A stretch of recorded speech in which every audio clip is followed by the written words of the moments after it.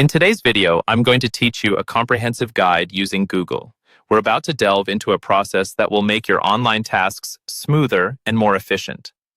This guide will walk you through step by step, ensuring you have a clear understanding of each stage. As we proceed, remember that practice is key, so feel free to pause and replay sections of this video whenever necessary. Let's start by familiarizing ourselves with the process we're about to explore. Begin by opening up your preferred web browser. Google Chrome is an excellent choice due to its speed and compatibility, but other browsers should work just as well. Once you've got your browser ready, navigate to the Google homepage. This is your gateway to a multitude of tools and resources that Google offers, which we will utilize today.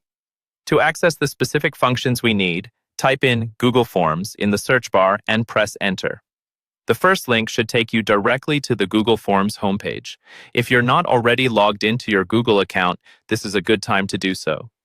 Having a Google account not only gives you access to Forms, but also lets you store your work in Google Drive, which is incredibly handy for keeping everything organized. Now that you're logged in and on the Google Forms page, click on the button that says Go to Forms. Here, you'll see the option to start a new form or quiz, a foundational feature we'll use.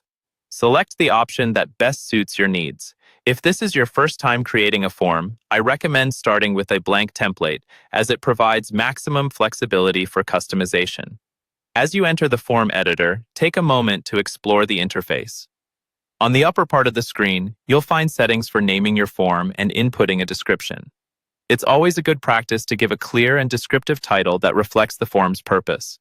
This step helps participants understand what to expect and maintains consistency in your records. Below the title and description, you will find a question field. Here, you can add various types of questions depending on your requirements. Google Forms allows you to choose from options like multiple choice, checkboxes, and even short or long answer text fields. Each question type can cater to different styles of feedback or data collection, so choose wisely based on the information you need to gather. Lastly, remember to use the Settings feature to adjust preferences such as link sharing, response collection, and providing participants with feedback after completion if necessary. These settings can significantly impact how your form functions and the kind of data you collect. And there you have it.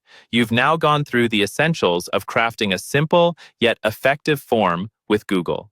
Explore, experiment, and soon you'll be creating complex forms with ease. Thank you for joining me today, and feel free to comment with any questions or topics you'd like us to cover in future videos.